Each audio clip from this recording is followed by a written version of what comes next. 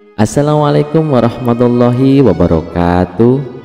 Selamat datang di Teman Mimpi Abu Nawas, tempat berkumpulnya kisah-kisah lucu, unik, dan penuh hikmah dari sang legenda cerdik Abu Nawas.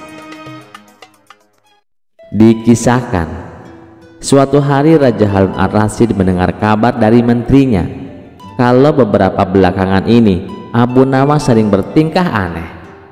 Hampir setiap hari Abu Nawas menghabiskan waktunya duduk di atas kuburan. Karena penasaran dan khawatir, Baginda Raja pun segera mendatangi Abu Nawas. Benar saja, sesampainya di kuburan, Baginda mendapati Abu Nawas sedang duduk seorang diri. "Hai Abu Nawas, kenapa sekarang kamu bertingkah seperti orang gila?" tanya Baginda Raja. Abu Nawas balik bertanya, "Aku atau Baginda yang gila?" Baginda Raja menjawab, "Tentu saja kamu yang gila. Ngapain juga setiap hari duduk di kuburan?" Abu Nawas membalas, "Justru itulah aku yang waras dan Baginda yang gila." Baginda Raja pun heran dengan jawaban Abu Nawas. "Kenapa bisa begitu wahai Abu Nawas?" tanya Baginda Raja. "Ya, karena aku tahu bahwa istana dan kekuasaanmu suatu saat pasti akan musnah, dan disitulah Paduka akan hidup abadi," jawab Abu Nawas sambil menunjuk ke sebuah kuburan. "Oleh karenanya, aku mempersiapkan diri untuk tinggal kekal di sini.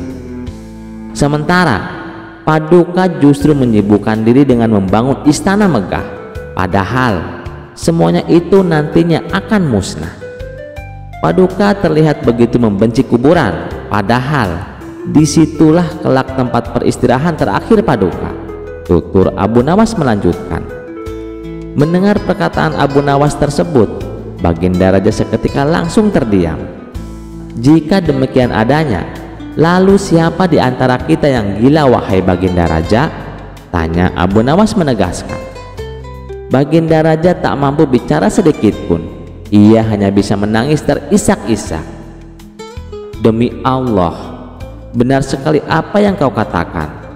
Nasihatilah aku wahai Abu Nawas," pinta Baginda Raja. Dengan pandangan sorot mata yang tajam, Abu Nawas berkata, "Cukuplah kau pegang dan amalkan kitabullah." Perlahan Baginda Raja mulai mereda tangisnya. "Terima kasih atas nasihatnya wahai Abu Nawas. Apakah kau menginginkan sesuatu dariku?" tanya Baginda Raja. "Iya," jawab Abu Nawas. "Ada 3 permintaanku kepadamu wahai Paduka. Jika kau sanggup melakukannya, aku akan sangat berterima kasih sekali kepadamu," ujar Abu Nawas. "Baiklah, katakan apa permintaanmu," balas Baginda Raja. "Pertama, bisakah Paduka yang mulia menambah atau memperpanjang usiaku?" tanya Abu Nawas. "Kamu aneh Abu Nawas. Tentu saja aku tidak mungkin mampu," jawab Baginda Raja. "Permintaanku yang kedua, mampukah Paduka Raja menjagaku dari malaikat maut?" tanya Abu Nawas kembali. "Apalagi ini, aku jelas sangat tidak mampu," jawab Baginda Raja. "Baik, sekarang permintaanku yang ketiga, mampukah Paduka memasukkanku ke dalam surga dan menjauhkan diriku dari api neraka?" "Stres ya kamu Abu Nawas. Pertanyaan macam apa ini? Dan tak mungkin mampu aku melakukannya kecuali aku malaikat," jawab Baginda Raja. Kemudian Abu Nawas berkata, "Kalau begitu, aku tidak membutuhkan bantuanmu. Silahkan Paduka Raja pergi dari sini." Baginda Raja pun lantas meninggalkan Abu Nawas seorang diri di sebuah pemakaman yang penuh dengan ketenangan. Bagaimana teman-teman dengan kisah ini? Apakah menarik? Tentu kisah ini menceritakan tentang kehidupan kita, bahwa tidak ada manusia yang kekal abadi. Semuanya akan kembali kepada Allah Subhanahu wa Ta'ala. Dan cerita selanjutnya tidak akan kalah menarik. Mari kita simak ceritanya. Dikisahkan, Baginda Raja baru saja melantik hakim istana yang baru. Hakim tersebut terkenal jujur dan juga baik hati. Yang paling disukai Baginda dari hakim baru ini, ia gemar berburu di hutan seperti dirinya. Suatu hari di sela-sela waktu santai Baginda Raja, ia memanggil hakim baru tersebut untuk menghadapnya. "Bagaimana pekerjaanmu? Apakah ada kasus yang sulit diselesaikan?" tanya Baginda Raja. "Alhamdulillah Paduka, semua pekerjaan masih bisa saya atasi," jawab hakim istana. "Bagus, awas jangan main-main dengan jabatanmu. Kalau kamu sampai ketahuan menerima sogokan, saya bukan hanya akan memecatmu, tapi juga akan memenjarakanmu," ancam Baginda Raja. "Jangan khawatir Paduka, saya ini bukan tipe orang yang suka disogok. Malah saya justru membenci perbuatan itu. Saya ini kan sudah kaya Paduka, buat apa menerima sogokan? Bukankah Paduka tahu sendiri, gaji saya sebagai hakim sepenuhnya saya sumbangkan untuk fakir miskin," ujar hakim istana. "Baguslah, saya percaya padamu. Oh ya, saya dengar katanya kamu gemar berburu di hutan. Bagaimana kalau besok kita berburu bersama-sama?" ajak Baginda Raja. "Dengan senang hati wahai Paduka yang mulia, saya terima ajakan Paduka," balas hakim istana. "Baiklah, besok kita berangkat, tapi saya akan mengajak Abu Nawas," timpal Baginda Raja. Abu Nawas yang saat itu sedang cekcok dengan istrinya langsung menerima ajakan Baginda Raja. Dengan begitu, ia bisa menghindari omelan sang istri. Singkat cerita, Abu Nawas, hakim istana, dan Baginda Raja pergi meninggalkan istana. Ketiganya memulai perjalanan menuju hutan. "Abu Nawas, apa kamu punya saran? Hutan yang mana yang akan kita tuju?" tanya Baginda Raja. "Ada Paduka, hutan di seberang lautan. Di sana banyak hewan kijang, tapi hutan tersebut terkenal angker," jawab Abu Nawas. "Sama setan saja masa takut? Ayo kita ke sana," balas Baginda Raja. Ketiganya lalu menuju hutan yang terkenal angker. Saat akan memasuki hutan tersebut, Abu Nawas mulai merasakan aura mistis. "Paduka, apa Paduka yakin akan masuk ke dalamnya?" tanya Abu Nawas. "Tenang saja Abu Nawas, saya dan hakim istana sudah pengalaman keluar masuk ke dalam hutan," jawab Baginda Raja. Tidak berapa lama, tampak seekor kijang muncul di hadapan mereka. Baginda Raja dan hakim istana langsung mencabut anak panah dan membidiknya. Tapi sayang, bidikannya mereka meleset sehingga membuat kijang tersebut berlari ke tengah hutan. "Ayo kita kejar," teriak Baginda Raja. Mereka pun mengikuti arah larinya kijang. Sedang asik-asiknya mengejar hewan buruan, tiba-tiba muncul seekor harimau. Melihat ada mangsa di depannya, harimau itu langsung mengejarnya. Baginda Raja dan Abu Nawas serta hakim istana spontan kabur menghindari kejaran harimau. Setelah beberapa lama kemudian, akhirnya mereka bertiga pun selamat. Namun mereka dihadapkan permasalahan baru. Pasalnya, mereka tidak tahu arah jalan pulang. Mereka bertiga tersesat di tengah hutan yang angker. Baik Baginda Raja, hakim istana, dan Abu Nawas, mereka tidak tahu harus meminta tolong kepada siapa. Apalagi sudah mulai terlihat gelap di tengah situasi yang genting. Tiba-tiba entah datangnya dari mana, muncul kakek tua misterius yang berpakaian serba putih. "Kenapa kalian sampai ke tempat ini? Tahukah kalian kalau tempat ini sangat berbahaya?" tanya kakek tua tersebut. "Kami tersesat, kek. Apakah kakek bisa membantu kami?" kata Baginda Raja. "Aku bisa membantu kalian, tapi masing-masing dari kalian hanya dibatasi satu permintaan," balas kakek tua. Kemudian Baginda Raja mengungkapkan keinginannya. "Begini kek, Saya ingin pulang ke istana. Saya ini adalah raja. Saya tidak ingin kehilangan istana saya, minta Baginda Raja. Baiklah, keinginanmu saya kabulkan, jawab kakek tua. Seketika Baginda Raja langsung menghilang. Ia kini sudah berada di istananya, duduk di singgasana bersama sang permaisuri. Syukurlah, akhirnya aku bisa kembali berada di sini, ucap Baginda Raja. Sekarang giliranmu, apa permintaanmu? Tanya kakek tua kepada hakim istana. Saya ini hakim istana, kek. Saya adalah hakim yang kaya raya. Saya ingin pulang ke rumah saya yang sangat megah. Saya tak mau kehilangan harta kekayaanku. Saya ingin secepatnya berkumpul dengan istri dan anak-anakku, minta hakim istana. Baiklah, keinginanmu saya kabulkan, jawab kakek tua. Seketika hakim istana langsung menghilang. Ia kini berada di rumahnya yang megah, berkumpul dengan istri dan anak-anaknya. Kini tinggallah Abu Nawas seorang diri di dalam hutan. Sekarang giliranmu, apa permintaanmu? Tanya kakek tua kepada Abu Nawas. Saya ini orang miskin, kek. Rumah saya kecil dan tidak ada harta yang berharga di rumah. Saya juga sedang cekcok sama istri. Saya tidak tahan dengan omelannya. Hal inilah yang membuat saya tidak betah di rumah, kek. Jadi saya meminta supaya Baginda Raja dan hakim istana dikembalikan ke sini untuk menemaniku, minta Abu Nawas. Seketika permintaan Abu Nawas terkabul. Baginda Raja dan hakim istana tiba-tiba kembali berada di sampingnya. Hakim istana dan Baginda Raja terkejut dengan kejadian ini. Kenapa kami kembali berada di sini? Tanya Baginda Raja dan hakim istana. Itu atas permintaan kawanmu, jawab kakek tua itu. Katanya dia sedang tidak betah di rumah. Dia ingin kalian berdua menemaninya di sini, jawab kakek tua itu. Abu Nawas, kamu kurang ajar, teriak hakim istana dan Baginda Raja. Sementara si kakek tua misterius itu langsung menghilang dari hadapan mereka.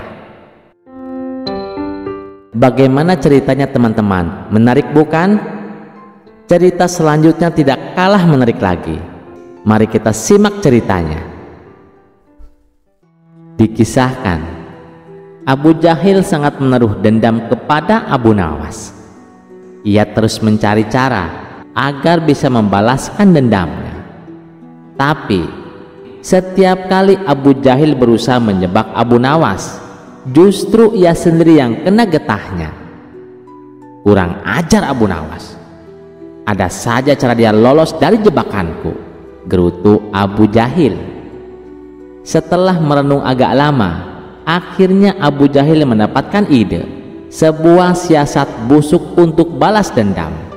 Esok paginya, Abu Jahil menyusun rencana jahat tersebut. Ia mendatangi warung penjual minuman keras. Kemudian ia membeli satu botol dan memasukkannya ke dalam sebuah karung. Karung tersebut ia ikat dengan seutas tali, lalu disembunyikannya di bawah semak-semak. Setelah itu, Abu Jahil pergi menemui Abu Nawas di rumahnya dengan ekspresi pura-pura bersedih. Wahai Abu Nawas, aku butuh pertolonganmu. Sudilah kiranya engkau membantuku, pinta Abu Jahil. Apa yang menimpamu Abu Jahil? Kenapa kau terlihat begitu sedih? Tanya Abu Nawas khawatir. Meskipun Abu Jahil sering berbuat jahat kepadanya, tapi Abu Nawas tidak tega bila melihat Abu Jahil menderita begini. Abu Nawas, sewaktu aku pulang dari pasar, aku membawa barang berharga yang aku simpan dalam karung. Tapi sialnya, di tengah jalan barang tersebut diminta paksa oleh para berandalan. Karena takut dibunuh, terpaksa aku memberikannya, tutur Abu Jahil berbohong. Kasihan sekali nasibmu, ujar Abu Nawas. Iya Abu Nawas, dan saya sempat melihat mereka menyimpan barang berhargaku di sebuah semak-semak yang berada di depan warung penjual minuman keras. Tapi saya tidak berani mengambilnya, sebab mereka ada di sana menjaganya. Maukah kau menolongku Abu Nawas untuk mengambilkan barang berharga milikku? Pinta Abu Jahil. Baiklah, saya akan menolongmu. Kamu tunggulah di sini, balas Abu Nawas. Abu Nawas yang tidak menaruh rasa curiga dan segera pergi untuk mengambil karung yang berisi sebotol minuman keras. Setelah Abu Nawas sudah tidak kelihatan, Abu Jahil segera menuju pos penjagaan. Kemudian ia melaporkan kepada beberapa prajurit kerajaan yang sedang berjaga di pos tersebut. Wahai prajurit, tadi saya melihat Abu Nawas beli sebotol minuman keras, lalu ia sembunyikan di dalam sebuah karung. Kenapa tidak kalian tangkap Abu Nawas? Ucap Abu Jahil. Mendengar laporan tersebut, beberapa prajurit didampingi Abu Jahil segera bergegas menuju warung penjual minuman keras. Sementara Abu Nawas yang berhasil menemukan karung milik Abu Jahil langsung mengambilnya dan membawanya pulang untuk dikembalikan kepada Abu Jahil. Untunglah para berandalan tersebut sudah pergi, jadi aku bisa dengan mudah mengambilnya, batin Abu Nawas. Saat dalam perjalanan pulang, Abu Nawas berpapasan dengan Abu Jahil dan beberapa prajurit istana. Oh, ternyata Abu Jahil juga meminta bantuan para prajurit. Pasti dia khawatir terjadi sesuatu padaku, pikir Abu Nawas dengan pede. Belum sempat Abu Nawas berkata, tiba-tiba Abu Jahil berteriak, "Itu dia Abu Nawas!" Karung yang dibawanya pasti berisi botol minuman keras. Sontak Abu Nawas terkejut dan heran. "Apa-apaan kamu Abu Jahil? Maksudmu apa berkata demikian?" tukas Abu Nawas. "Sudah, kamu jangan pura-pura bodoh Abu Nawas. Kali ini kamu tidak bisa mengelak," balas Abu Jahil. Saat para prajurit menggeledah karung yang dibawa Abu Nawas, mereka mendapati sebotol minuman keras. Abu Nawas pun akhirnya ditangkap dan dibawa menghadap Baginda Raja. "Kurang ajar kau Abu Jahil, kau telah menjebakku," teriak Abu Nawas. Abu Jahil justru tertawa puas menyaksikannya. "Kali ini dendamku pasti terbalaskan. Abu Nawas pasti akan mendapatkan hukuman berat," pikir Abu Jahil. Ketika mereka menghadap Baginda Raja, Abu Jahil berkata, "Paduka yang mulia, saya hendak melaporkan Abu Nawas. Dia telah kedapatan membawa botol minuman keras. Untunglah para prajurit istana langsung menangkapnya," ucap Abu Jahil. Abu Jahil menuntut supaya Abu Nawas dipenjara dengan dakwaan telah minum minuman keras. Sebenarnya Baginda Raja tahu kalau Abu Nawas tidak melakukannya, sebab tidak mungkin Abu Nawas berani membawa pulang minuman keras. Bisa-bisa ia kena damprat oleh istrinya, dan juga tidak tercium aroma miras dari mulutnya. Tapi Baginda Raja sengaja ingin menguji kecerdikan Abu Nawas. "Benar begitu Abu Nawas?" tanya Baginda Raja. Mendengar pertanyaan Baginda Raja, Abu Nawas hanya terdiam. "Aku harus cari cara supaya bisa lolos dari jebakan Abu Jahil," pikir Abu Nawas dalam hati. "Hai Abu Nawas, kamu ditanya kenapa diam saja?" bentak Baginda Raja. "Ampun Paduka yang mulia, tuduhan Abu Jahil tidak benar Paduka. Tuduhan tersebut hanya dibuat-buat. Apa buktinya kalau saya minum minuman keras?" bantah Abu Nawas. "Itu buktinya. Apa kamu buta?" ucap Abu Jahil sambil menunjuk botol yang ada di dalam karung. "Kamu tidak bisa mengelak lagi Abu Nawas. Buktinya sudah ada. Oleh karena itu kamu harus dihukum," timpal Baginda Raja. "Tunggu dulu Paduka yang mulia. Apakah hanya karena membawa botol minuman keras itu bisa dijadikan bukti? Dan kalau benar saya mabuk-mabukan, mana buktinya?" protes Abu Nawas. "Tentu saja bisa Abu Nawas. Itu bisa dijadikan bukti," tutur Baginda Raja. "Baiklah kalau memang begitu, Saya juga akan mengajukan dakwaan kepada Abu Jahil karena Abu Jahil telah berbuat zina, balas Abu Nawas. Mendengar tuduhan Abu Nawas membuat Abu Jahil murka dan tidak terima. "Hai Abu Nawas, kamu jangan suka fitnah. Apa buktinya kalau saya berbuat zina?" teriak Abu Jahil. Dengan entengnya Abu Nawas menjawab, "Buktinya kamu kemana-mana membawa alat zina. Bukankah kemeluanmu adalah alat untuk berbuat zina? Kalau hanya membawa botol minuman dianggap mabuk-mabukan, maka membawa alat zina juga harus dianggap berzina. Jadi kalau saya dihukum karena dituduh mabuk-mabukan, Abu Jahil juga harus dihukum lebih berat karena dia telah berbuat zina," ujar Abu Nawas menjelaskan. Seketika Baginda Raja tertawa terpingkal-pingkal mendengarkan penjelasan Abu Nawas. "Bagaimana Abu Jahil? Apa kamu bersedia kalau saya menghukum Abu Nawas, kamu juga harus dihukum lebih berat? Kecuali kalau kamu mencabut tuntutan, maka semua akan terbebas dari hukuman. Karena saya sebagai raja harus berbuat adil kepada kalian," ucap Baginda Raja. "Jangan Paduka yang mulia, saya tidak mau dihukum. Lebih baik saya cabut tuntutan saya kepada Abu Nawas," balas Abu Jahil. Karena Abu Jahil sudah mencabut tuntutannya, maka Abu Nawas pun akhirnya terbebas dari hukuman dan lolos dari jebakan Abu Jahil berkat kecerdikannya. Wah, ternyata menarik juga ya ceritanya teman-teman. Nah, ternyata Abu Nawas dengan kecerdikannya selalu lolos dari jebakan Abu Jahil. Cerita yang selanjutnya tidak kalah menariknya. Mari kita simak ceritanya. Di suatu pagi yang hangat di kota Baghdad, matahari belum terlalu terik, tapi pasar sudah ramai. Para pedagang berteriak menawarkan dagangannya. Unta-unta berderap membawa rempah dan aroma roti pipih segar menguat dari gang-gang kecil. Namun, ada satu kabar yang sedang berhembus kencang seperti angin musim semi. Telah muncul tukang cukur yang bisa membuat orang jelek jadi tampan. Benarkah? Ah, cuma gosip. Temanku mencoba.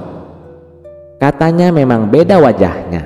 Jangan-jangan ini sihir. Begitulah kira-kira pembicaraan warga Baghdad selama beberapa hari terakhir. Di kedai kopi, di tukang kayu, bahkan di masjid pun orang-orang membicarakan hal yang sama. Tukang cukur ajaib yang terletak di ujung lorong sempit dekat pasar kuda. Dan seperti biasa, kabar itu akhirnya sampai ke telinga Abu Nawas, si penyair sekaligus ahli logika yang terkenal dengan kecerdikannya. Awalnya Abu Nawas tak ingin ambil pusing, tapi semakin banyak orang membicarakannya, semakin gatal telinganya. Maka ia memutuskan pergi ke tempat tukang cukur tersebut. Ia mengenakan jubah lamanya yang warnanya sudah agak pudar dan sandal yang solnya sudah minta diganti, tapi wajahnya seperti biasa tetap menyimpan senyum misterius. Setibanya di sana, pintu kayu terbuka dan suara lonceng kecil berdenting. Seorang lelaki berjenggot rapi dengan pakaian putih menjemputnya. "Selamat datang Tuan. Apakah Tuan datang untuk potong rambut atau untuk menjadi tampan?" tanya tukang cukur. Abu Nawas tersenyum, duduk di kursi rotan yang sudah agak tua tapi masih kokoh. "Aku ingin tampan lebih muda dan gagah Tuan," jawabnya. "Kau datang ke tempat yang tepat Tuan," kata tukang cukur. "Begitu banyak orang yang bilang begitu, tapi aku ingin membuktikannya sendiri," ucap Abu Nawas sambil memperhatikan cermin besar di dinding. "Tak perlu khawatir Tuan, pisau cukurku diasah dengan doa dan sisirku terbuat dari tanduk rusa yang hanya makan daun zaitun," jawab si tukang cukur dengan penuh percaya diri. Prosesnya dimulai. Si tukang cukur menyisir rambut Abu Nawas dengan pelan, seperti sedang melukis di atas kepala. Lalu ia mengambil minyak dari botol kecil yang berbau harum rempah-rempah. Abu Nawas mulai meremelek karena wanginya yang menenangkan. Ini minyak dari daun cedar, air embun pagi, dan 1 tetes air mata unta betina. Jelas si tukang cukur dengan serius.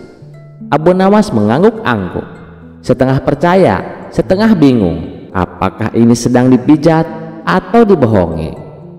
Kemudian rambut dipotong dengan rapi, tidak terlalu pendek, tapi cukup membentuk wajah. Janggut dirapihkan, alis disentuh sedikit dengan benang halus. Akhirnya, setelah hampir 1 jam, sang tukang cukur berkata, "Tuan, sekarang lihatlah di cermin. Ini dia, dirimu yang baru." Abu Nawas menatap cermin dengan teliti. Ia memiringkan kepala ke kiri, lalu ke kanan. Ia mencubit pipinya, mengendipkan mata, dan menarik napas dalam-dalam. Lalu ia berkata,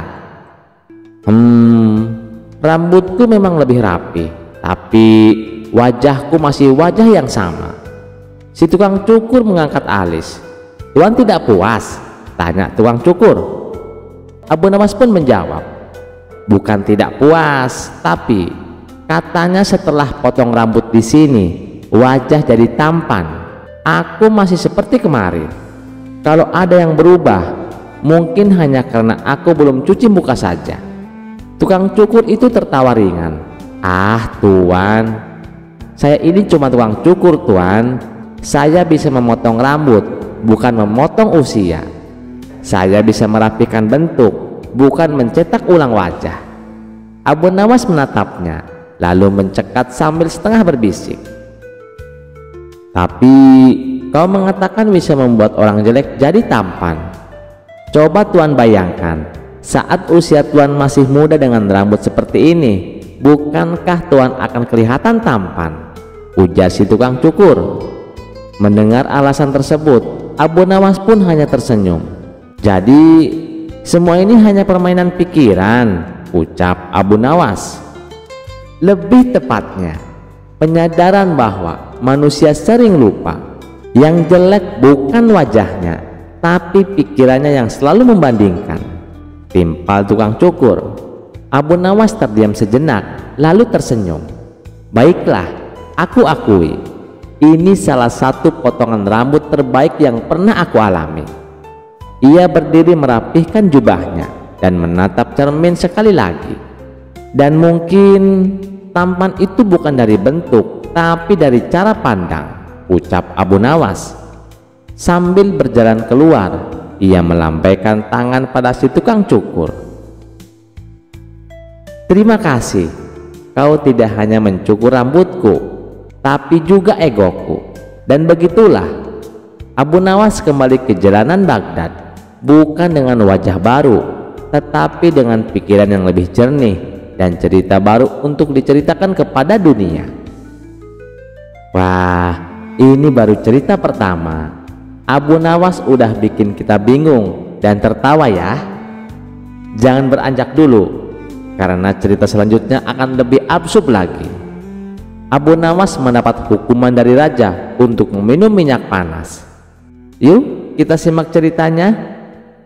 Sudah menjadi rahasia umum bahwa Abu Nawas sering membuat baginda raja pusing 7 keliling, bukan karena kejahatannya, tetapi karena kecerdikannya yang tak ada tandingan.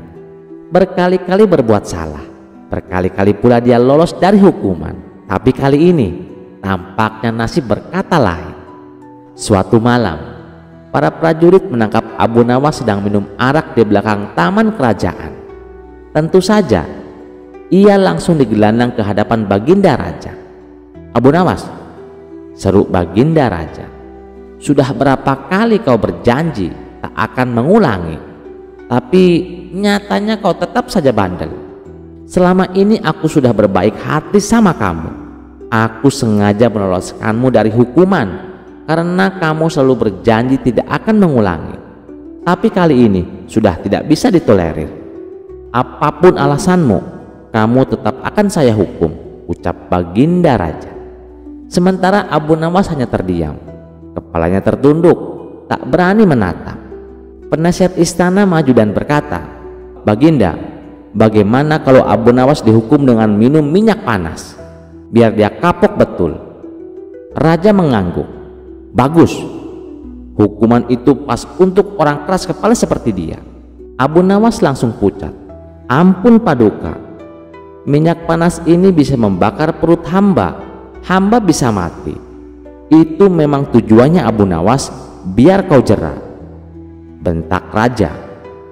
"Besok pagi datanglah ke istana, jalani hukumanmu." Abu Nawas pun pasrah, tak bisa berbuat apa-apa. "Kalau itu memang sudah keputusan Paduka, saya terima dengan berat hati.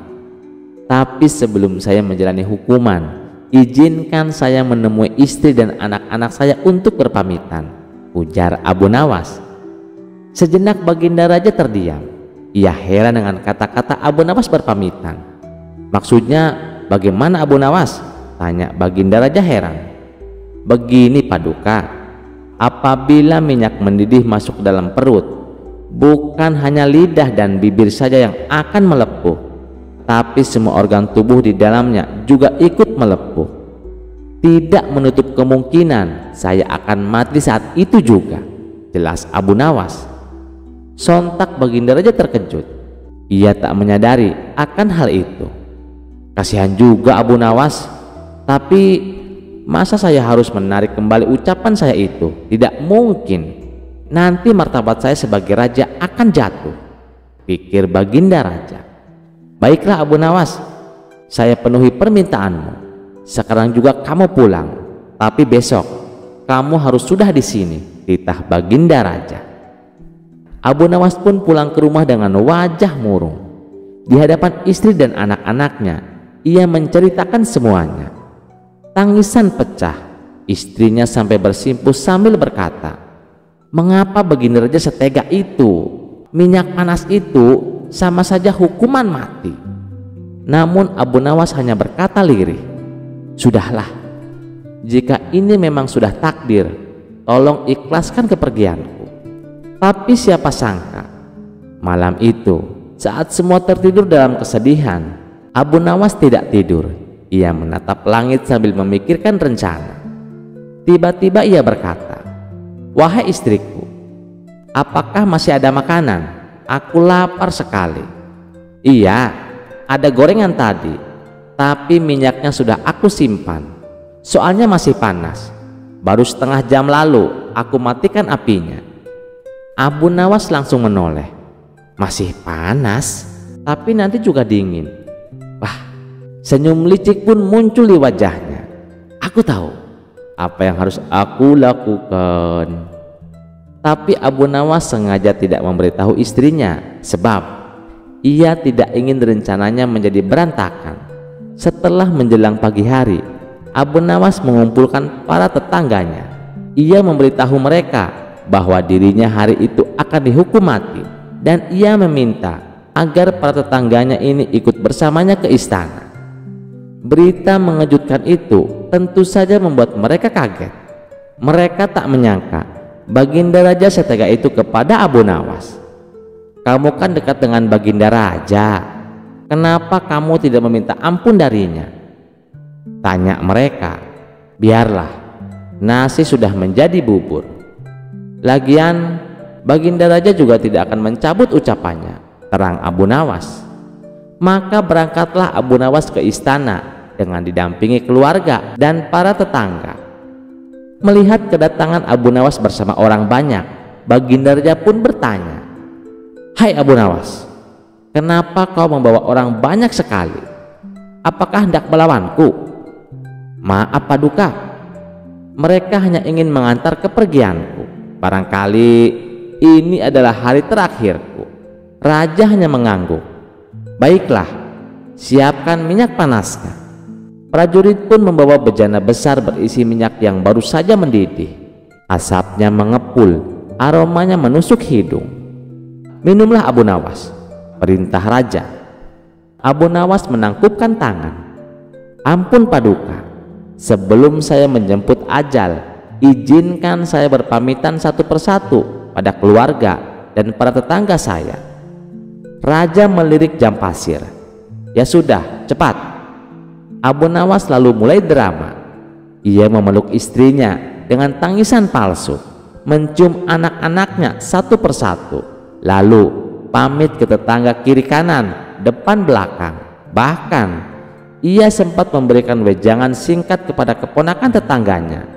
Orang-orang yang hadir pun ikut bersedih. Tak terasa air mata Baginda Raja juga ikut menetes. Sebenarnya Baginda Raja tidak tega, tapi ia tak mungkin membatalkan hukuman. Sang istri begitu erat memeluk Abu Nawas, seakan-akan tidak ingin berpisah. Lalu Abu Nawas menghampiri satu persatu tetangganya. Ia menyampaikan permintaan maaf dan berpamitan karena banyak tetangga yang ikut hadir. Tentu saja memakan waktu yang cukup lama, hingga minyak yang tadinya panas mengepul kini sudah tak lagi berasap. Akhirnya Abu Nawas berdiri dan berkata, "Paduka, saya sudah siap." Dengan perlahan ia mengambil bejana dan menenggak minyak itu sampai habis. Semua menahan nafas, tapi anehnya Abu Nawas tidak apa-apa. Raja kaget. "Hei, bukankah itu minyak panas?" Abu Nawas tersenyum. "Benar Paduka, minyak ini tadinya panas, tapi karena saya terlalu sibuk berpamitan, kini sudah dingin. Paduka hanya memerintahkan saya untuk meminum minyak panas. Tidak disebutkan waktunya kapan harus diminum." Raja melongo lalu menepuk jidat. "Kau ini memang licik luar biasa." Akhirnya Abu Nawas pun bebas dari hukuman dan pulang bersama rombongan pengantar yang kini malah jadi konvoi kemenangan. Ia tertawa sambil berkata, "Ingat, bukan kekuatan yang menyelamatkan, tapi akal sehat dan sedikit drama." Pesan moral yang dapat kita ambil dari cerita ini, jangan berburu-buru marah dan jangan sepelekan orang cerdik. Kadang yang terlihat lemah justru bisa membalikkan keadaan hanya dengan akal dan waktu yang tepat. Tapi ini aneh juga, kenapa Abu Nawas bisa minum minyak? Tunggu dulu, tapi cerita berikutnya akan lebih seru lagi dan sangat aneh, yang mana ada dua orang lelaki yang bertanya kepada Abu Nawas, apakah di surga itu ada rokok? Mari kita simak ceritanya. Suatu sore yang teduh, Abu Nawas sedang duduk santai di bawah pohon zaitun dekat madrasah. Tiba-tiba datang dua pemuda dari desa, Otong dan Udin, yang baru saja selesai mengaji. Lalu mereka mendekat dan memberi salam kepada Abu Nawas. "Assalamualaikum Abu Nawas." "Waalaikumsalam. Wahai anak-anak muda, duduklah, mari kita berbincang." Otong yang wajahnya terlihat sedikit gelisah langsung angkat bicara. "Abu Nawas, bolehkah saya bertanya tentang sesuatu yang penting?" Abu Nawas mengangguk sambil tersenyum. "Tentu boleh. Apa gerangan yang membuatmu risau wahai Otong?" Otong menarik napas dalam-dalam lalu berkata, "Begini Abu Nawas, saya ini perokok berat. Tiap habis ngaji pasti tangan ini pingin ngebul. Nah, saya penasaran, di surga itu ada rokok enggak sih?" Abu Nawas mengelus janggutnya yang putih sambil menahan tawa yang hampir meledak. Ia berkata, "Pertanyaanmu unik sekali Otong, tapi baiklah, mari kita urai pelan-pelan." Udin, sahabat Otong yang sedari tadi menahan senyum, akhirnya menyela. "Abu Nawas, saya pernah dengar katanya di surga semua keinginan dikabulkan. Jadi ya mestinya ada dong rokok juga." Abu Nawas mengangguk. "Benar sekali.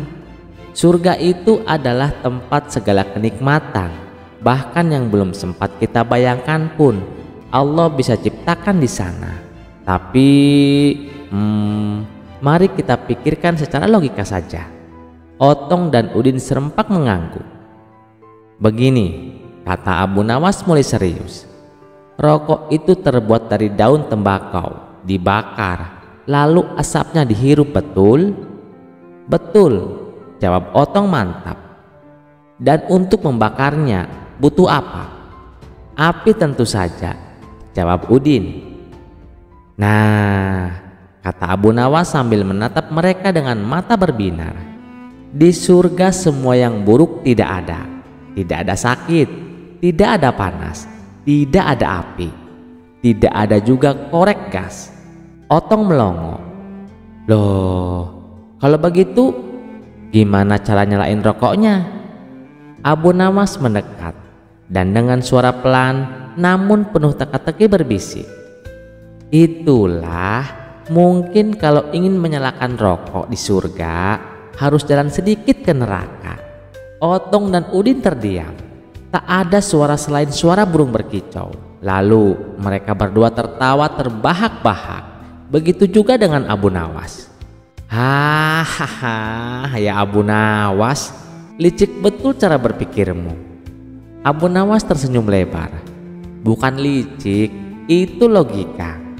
Surga tempat kenikmatan, tapi juga tempat kesucian. Sementara rokok, meskipun nikmat, membawa asap, membawa panas, bahkan bau, mana cocok dengan aroma kasturi dan keharuman surga. Otong mulai gelisah. Wah, kalau begitu bisa-bisa saya harus berhenti merokok mulai sekarang supaya nggak kangen di surga nanti. Betul, sahut Abu Nawas.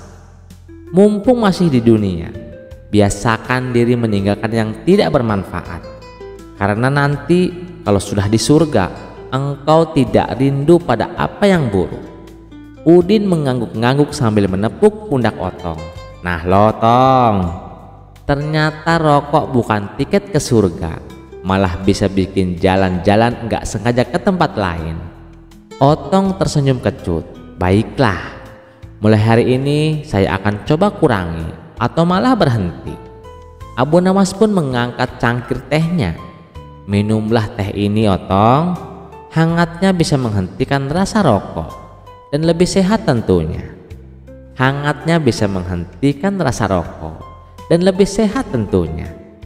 Sore itu pun diakhiri dengan tawa, teh hangat dan satu tekad baru dari Otong. Semua karena jawaban jenaka, tapi penuh makna dari si cerdik Abu Nawas. Kisah selanjutnya. Pada suatu pagi yang cerah di kota Baghdad, Abu Nawas sedang duduk santai di kedai kopi favoritnya. Ia menikmati secangkir kopi hangat sambil menikmati orang-orang yang berlalu lalang. Tiba-tiba ia melihat sekelompok orang yang sedang berkumpul dan tampak berdebat dengan serius. Rasa penasaran pun muncul dan Abu Nawas mendekati kerumunan itu. Di tengah kerumunan, seorang pria berjenggot tebal sedang berbicara dengan lantang. Rokok itu haram, tidak ada manfaatnya sama sekali dan hanya membahayakan kesehatan, katanya. Seorang pria lain yang tampak sebagai perokok berat dengan sebatang rokok di tangannya membantah. Weh, nggak bisa begitu dong. Rokok itu membuatmu menenangkan pikiran dan toh banyak orang yang menikmatinya. Abu Nawas dengan senyum lebar di wajahnya pun menyapa. Saudaraku, apa yang sedang kalian perdebatkan ini? Kami sedang mendiskusikan apakah rokok itu haram atau tidak. Nah, kalau kamu Abu Nawas, apa pendapatmu? Abu Nawas pun mengangguk bijak, lalu berkata, baiklah, ayo kita lihat masalah ini dari sudut pandang yang berbeda. Nah, sekarang apakah ada yang tahu hukum makan roti dengan susu? Kerumunan pun terdiam. Lalu salah satu dari mereka menjawab, tidak ada Abu Nawas, itu sih perkara mubah, boleh-boleh saja dilakukan. Lalu Abu Nawas pun tersenyum dan melanjutkan, lalu bagaimana dengan naik unta di sore hari? Kembali kerumunan pun terdiam. Pria berjenggot tebal pun menjawab, ya tentu saja tidak ada hukum yang melarangnya lah Abu Nawas. Abu Nawas pun tertawa kecil dan berkata, nah jika hal-hal sederhana seperti ini tidak ada hukumnya, kenapa kita tidak melihat rokok dengan cara yang sama? rokok, roti dengan susu, atau naik unta di sore hari tidak disebutkan secara khusus dalam Al-Quran maupun Al-Hadis. Yang penting ada niat dan dampaknya. Tapi Abu Nawas, rokok itu kan jelas merugikan kesehatan. Bukankah sesuatu yang merugikan itu harus dihindari? Tanya pria berjenggot tebal.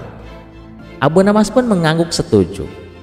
Iya, itu benar saudaraku. Tapi ingatlah, banyak hal yang jika berlebihan juga merugikan. Minum kopi terlalu banyak bisa membuatmu jantung berdebar-debar. Tetapi apakah kita akan melarang kopi?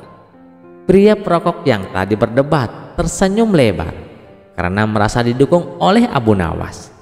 Tuh lihat, Abu Nawas saja setuju denganku.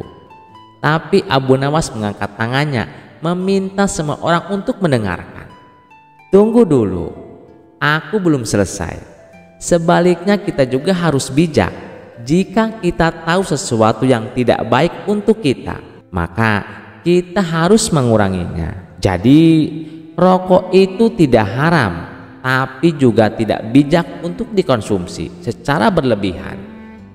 Semua orang terdiam merenungkan kata-kata Abu Nawas. Dengan ada jenaka, Abu Nawas menambahkan, dan ingat, jika kalian ingin merokok, lakukanlah jauh dari orang yang tidak merokok, sebab tidak semua orang itu suka roti dengan susu, dan pastinya tidak semua orang juga suka dengan asap rokok. Kerumunan itu pun tertawa terbahak-bahak.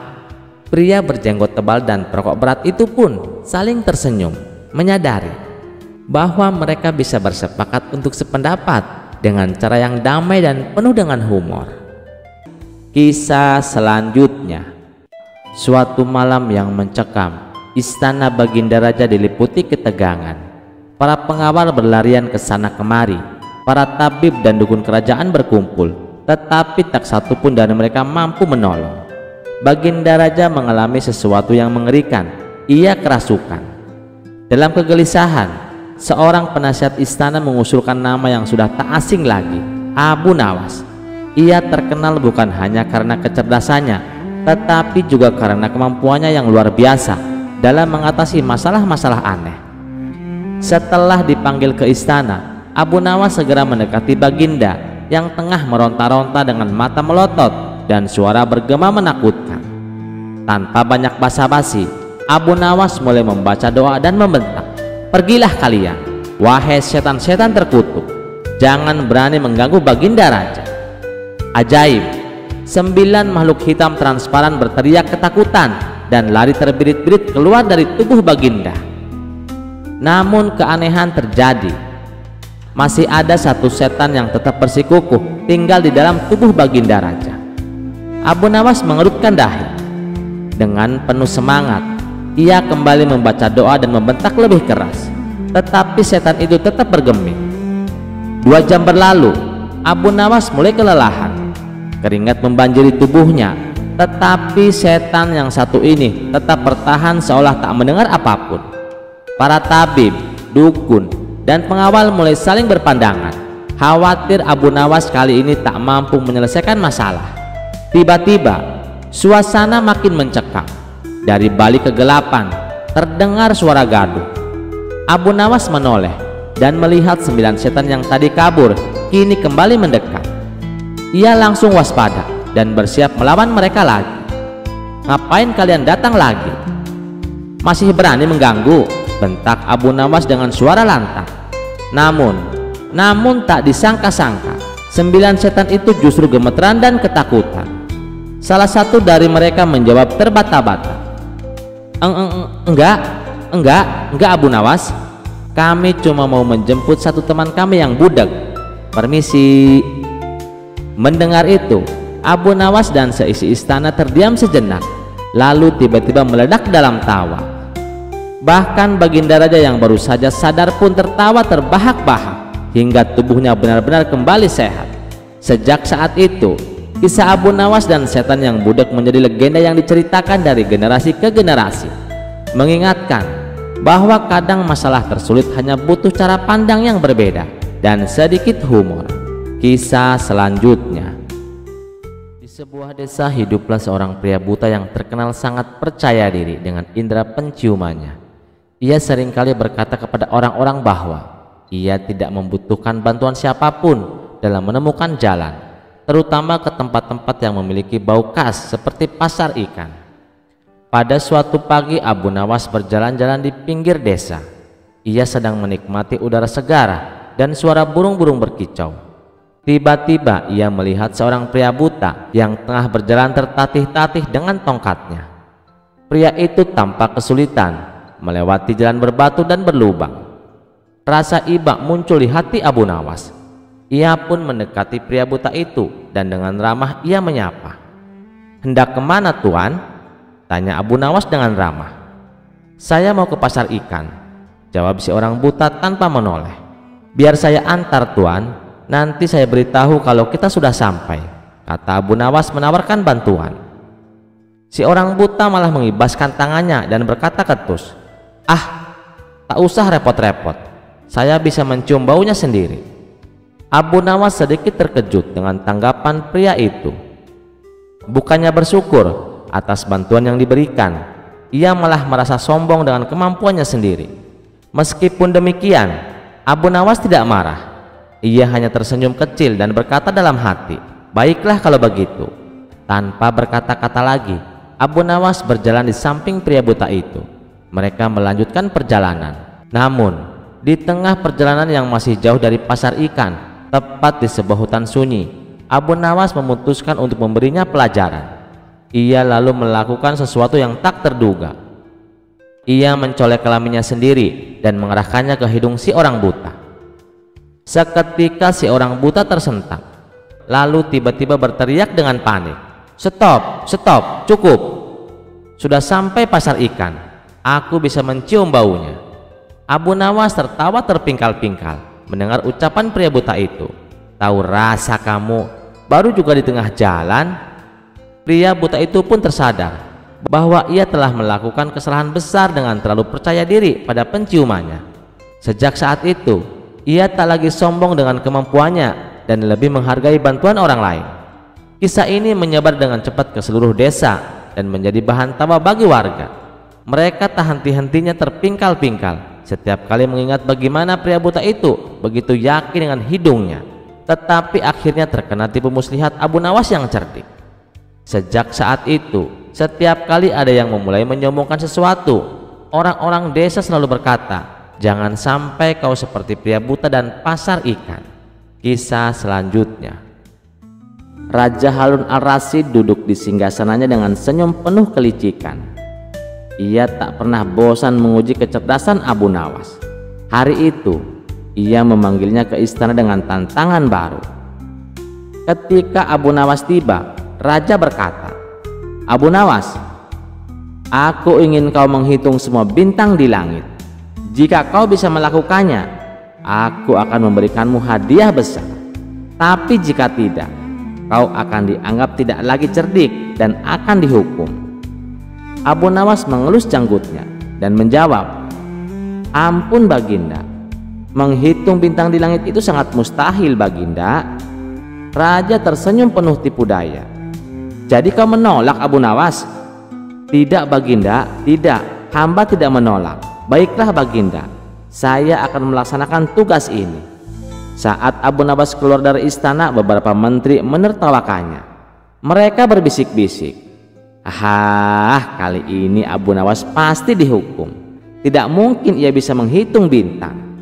Namun Abu Nawas tetap melangkah dengan tenang.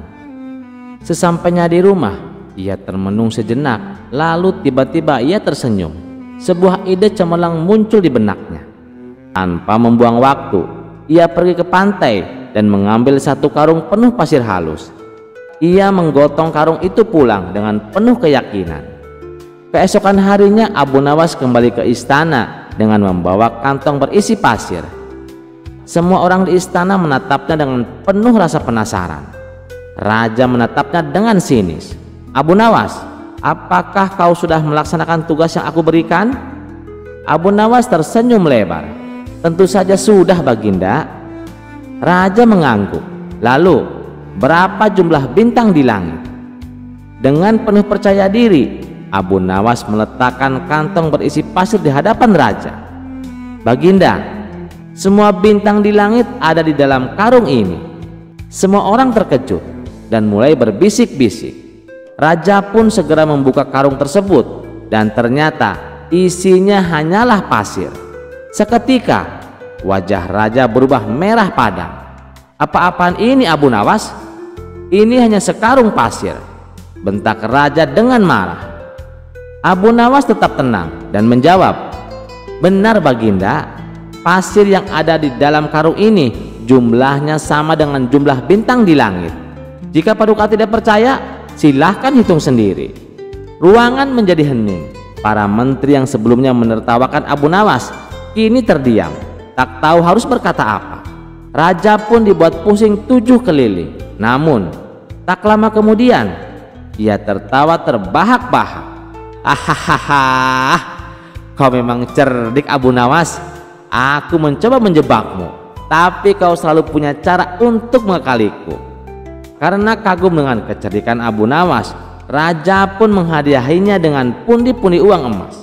Sementara para menteri yang sempat menertawakannya hanya bisa menelan ludah. Seperti biasa, Abu Nawas pulang dengan kemenangan, membuktikan bahwa akal cerdiknya tak tertandingi. Kisah selanjutnya dikisahkan, Baginda Raja mengangkat sahabatnya untuk menjadi gubernur di kota Abu Nawas. Tapi sayangnya orang yang ditunjuk ini menyalahgunakan jabatannya. Gubernur dengan sewenang-wenang memerintahkan anak buahnya untuk menangkap para sastrawan yang pintar. Dikumpulkanlah sastrawan di ruangan sidang. Satu persatu sastrawan ditanya oleh gubernur, menurutmu, aku adalah gubernur yang adil atau zalim? Sastrawan yang pertama menjawab, Anda adalah gubernur yang zalim. Gubernur terperanjat. Apa alasanmu? Tanya gubernur. Tuan telah menangkap kami tanpa alasan, jawab sastrawan pertama. Prajurit, masukkan dia ke penjara. Besok dihukum mati, perintah gubernur. Sastrawan selanjutnya ditanya gubernur, menurutmu, aku adalah gubernur yang adil atau zalim? Tuanku adalah gubernur yang adil, jawab sastrawan kedua. Apa alasanmu? Tanya gubernur kembali.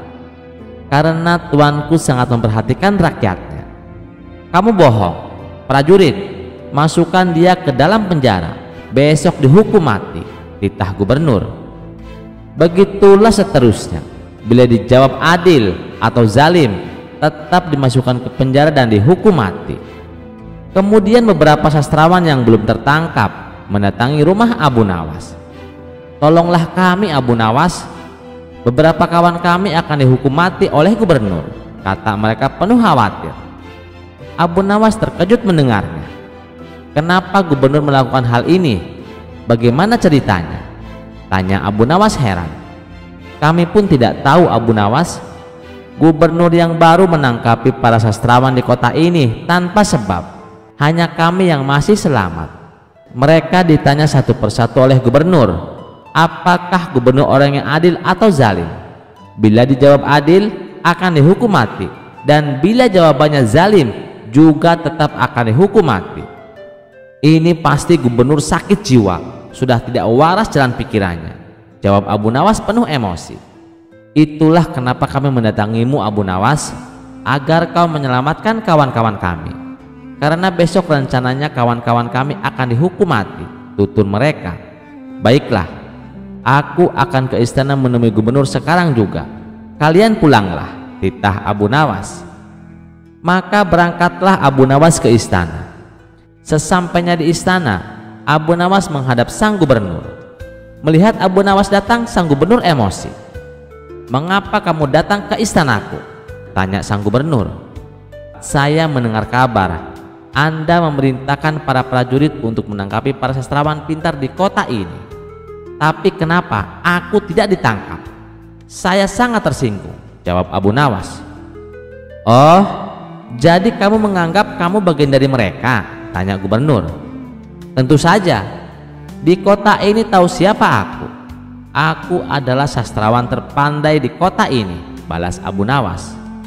Baiklah Algojo, tangkap Abu Nawas dan penggal lehernya, perintah sang gubernur. Tunggu dulu. Sebelum leherku dipenggal, perintahkan Algojomu jangan sampai merusak rambutku. Sebab aku baru saja keluar dari tukang cukur, timpal Abu Nawas. Mendengar itu sang gubernur langsung tertawa terbahak-bahak. Itulah jiwa kesatria yang aku kagumi darimu. Aku mengampunimu Abu Nawas, kata sang gubernur. Bolehkah aku meminta satu permintaan? Tanya Abu Nawas. Apa permintaanmu? Katakan saja, tanya sang gubernur. Saya juga minta pengampunan untuk kawan-kawanku, pinta Abu Nawas. Sejenak sang gubernur terdiam, lalu berkata kepada Abu Nawas, aku akan mengabulkan permintaanmu, tapi ada syaratnya. Kamu harus bisa menjawab 3 pertanyaanku, ujar sang gubernur. Baik Tuan, saya siap menjawabnya, sahut Abu Nawas. Menurutmu, aku gubernur yang adil atau zalim? Tanya sang gubernur. Tuan bukan gubernur yang adil, bukan juga gubernur yang zalim. Orang-orang yang zalim itu adalah kita, sedangkan Tuan adalah pedang keadilan yang membalas kezaliman, jawab Abu Nawas. Jawabanmu sungguh menakjubkan Abu Nawas. Sekarang pertanyaan kedua, mana yang bermanfaat, matahari atau bulan? Tanya sang gubernur. Matahari terbit di siang hari bersamaan dengan terangnya dunia, maka menurutku matahari kurang bermanfaat. Sementara bulan terbit di waktu malam yang menerangi dunia dan menjadikannya seperti siang, maka menurutku manfaat bulan lebih besar, jawab Abu Nawas. Maka menurutku manfaat bulan lebih besar, jawab Abu Nawas. Sang gubernur pun tertawa dengan jawaban Abu Nawas, meskipun nyeleneh tapi masuk akal. Baiklah Abu Nawas, pertanyaan yang terakhir. Menurutmu apa warna angin dan kentut? Tanya sang gubernur. Warna angin itu merah Tuan, jawab Abu Nawas enteng. Apa alasanmu? Tanya sang gubernur kembali. Kalau kita masuk angin lalu badan kita dikerok, pasti akan muncul warna merah di tubuh kita. Itu menunjukkan kalau anginnya sedang keluar, berarti warna angin merah, jawab Abu Nawas. Sedangkan warna kentut adalah kuning Tuan. Kenapa bisa Abu Nawas? Tanya sang gubernur. Ketika seseorang mengalami sakit perut atau mules karena masuk angin, biasanya tubuh meresponnya dengan gas atau kentut, dan dalam beberapa kasus bisa diikuti dengan buang air besar atau berak, sehingga kentut akan keluar bersama dengan partikel berwarna kuning. Untuk kedua kalinya sang gubernur dibuat tertawa terpingkal-pingkal oleh Abu Nawas. Kamu memang cerdik Abu Nawas, kamu mendapatkan apa yang kamu inginkan. Memang benar apa yang dikatakan oleh Baginda Raja tentang kecerdikanmu, memang benar, tutur sang gubernur.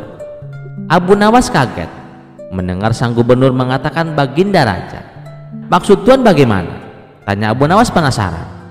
Sebelum aku ditugaskan kemari, Baginda Raja memberitahu saya kalau di kota ini banyak sastrawan pintar, tapi di antara sastrawan yang paling cerdik adalah kamu. Saya memanggil mereka untuk saya kasih hadiah, tapi sebelumnya saya ingin mengerjain mereka dahulu.